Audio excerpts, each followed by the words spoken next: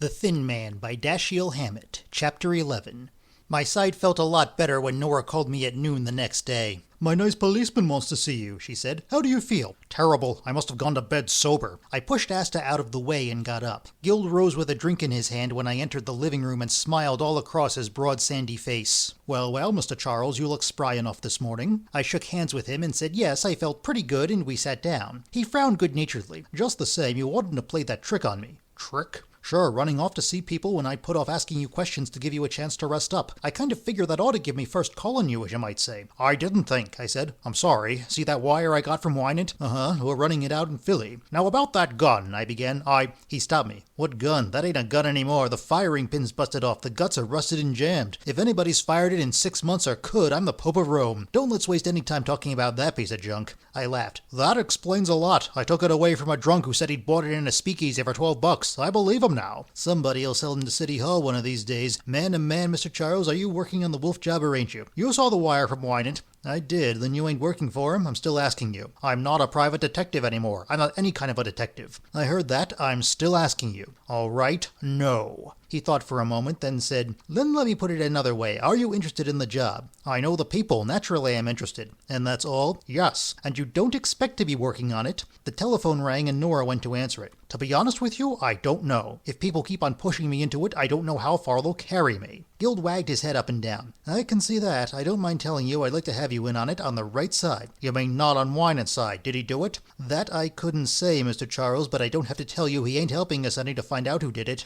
Nora appeared in the doorway. "Telephone, Nick." Herbert Macaulay was on the wire. "Hello, Charles. How's the wounded?" "I'm all right, thanks." "Did you hear from Wynant?" "Yes." "I got a letter from him saying he had wired you. Are you too sick to—" "No, I'm up and around. If you'll be in your office late this afternoon, I'll drop in." "Swell," he said. "I'll be here till 6." I returned to the living room. Nora was inviting Gild to have lunch while we had breakfast. He said it was mighty kind of her. I said I ought to have a drink before breakfast. Nora went to order meals and pour drinks. Gild shook his head and said, "She's a mighty fine woman, Mr. Charles." I nodded solemnly. He said, "Suppose you should get pushed into this thing as you say. I'd like it a lot more to feel like you were working with us than against us." "So would I." "That's a bargain then," he said. He hunched his chair around a little. "I don't guess you remember me, but back when you were working this town, I was walking beat on 43rd Street. "Of course," I said, lying politely. "I knew there was something familiar about. Being out of uniform makes a difference." "I guess it does. I'd like to be able to take it as fact that you're not holding out anything we don't already know." "I don't mean to. I don't know what you know. I don't know very much. I haven't seen Macaulay since the murder, and I haven't even been following it in the newspapers." The telephone was ringing again. Nora gave us our drinks and went to answer it. "What we know ain't much of a secret," Gild said, "and if you want to take the time to listen, I don't mind giving it to you." He tasted his drink and nodded approvingly. "Only there's a thing I'd like to ask first. When you went to Mrs. Jorgensen's last night, did you tell her about getting the telegram from him?" "Yes, and I told her I'd turn it over to you." "What'd she say?" "Nothing. She asked questions. She's trying to find him." He put his head a little to one side and partly closed one eye. "You don't think there's any chance of them being in cahoots, do you?" He held up a hand. "Understand, I don't know why they would be or what it would all be about if they were, but I'm just asking." "Anything's possible," I said, "but I'd say it was pretty safe they aren't working together. Why?" "I guess you're right." Then he added vaguely, "But there's a couple of points." He sighed. "There always is." "Well, Mr. Charles, here's just about all we know for certain, and if you can give us a little something more here and there as we go along, I'll be mighty thankful to you." I said something about doing my best. "Well, along about the 3rd of last October, Wynant tells Macaulay he's got to leave town for a while. He don't tell Macaulay where he's going or what for, but Macaulay gets the idea that he's off to work on some invention or other that he wants to keep quiet, and he gets it out of Julia Wolf later that he's right, and he guesses Wynant's gone off to hide somewhere in the Adirondacks, but when he asks her about that later, she says she don't know any more about it than he does." "She know what the invention was?" Gild shook his head. "Not according to Macaulay, only that it was probably something that he needed room for and machinery or things that cost money, because that's what he was fixing up with Macaulay. He was fixing it so Macaulay could get hold of his stocks and bonds and other things he owed and turn them into money when he wanted it and take care of his baking and everything, just like Wynant himself." "Power of attorney covering everything, huh?" "Exactly. And listen, when he wanted money, he wanted it in cash." "He was always full of screwy notions," I said. "That's what everybody says. The idea seems to be he don't want to take any chances in anybody tracing him through checks or anybody up there knowing he's Wynant. That's why he didn't take the girl along with him, didn't even let her know where he was if she was telling the truth, and let his whiskers grow." With his left hand he stroked an imaginary beard.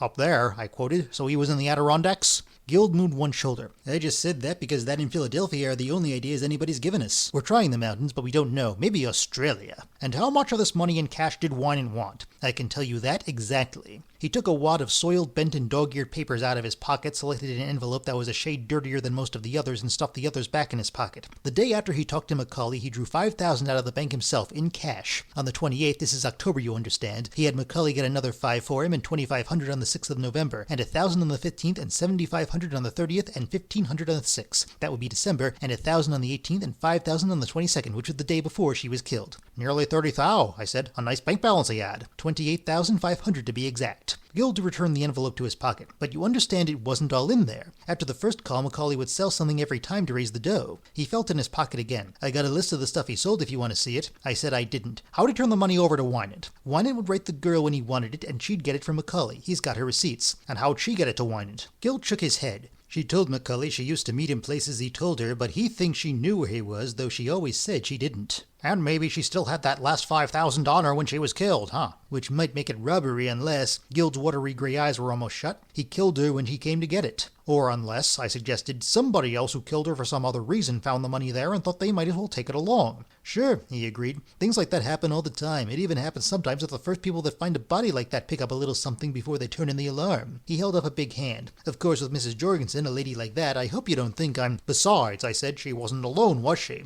For a little while. The phone in the apartment was out of whack, and the elevator boy rode the superintendent down a phone from the office. But let me get right on this. I'm not saying Mrs. Jorgensen did anything funny. A lady like that wouldn't be likely... What was the matter with the phone? I asked. The doorbell rang. Well, Guild said, I don't know just what to make of it. The phone had... He broke off as a waiter came in and began to set a table. About the phone, Guild said when we were sitting at the table, I don't know just what to make of it, as I said. It had a bullet right smack through the mouthpiece of it. Accidental, or... I'd just as lief asked you. It was from the same gun as the 4 that hit her, of course, but whether he missed her with that one or did it on purpose, I don't know. It seems like a kind of noisy way to put a phone on the bum. That reminds me, I said. Didn't anybody hear all this shooting? A .32's not a shotgun, but somebody ought to have heard it. Sure, he said disgustedly. The place is lousy with people that think they heard things now, but nobody did anything about it then, and God knows they don't get together much on what they think they heard. It's always like that, I said sympathetically. Don't I know it? He put a forkful of food in his mouth. Where was I? Oh yes, about Winant. He gave up his apartment when he went away and put his stuff in storage. We've been looking through it, the stuff, but ain't found anything yet to show where he went or even what he was working on, which we thought maybe might help. We didn't have any better luck with his shop on First Avenue. It's been locked up too since he went away, except that she used to go down there for an hour or two once or twice a week to take care of his mail and things. There's nothing to tell us anything in the mail that's come since she got knocked off. We didn't find anything in her place to help. He smiled at Nora. I guess this must be pretty dull to you, Mrs. Charles.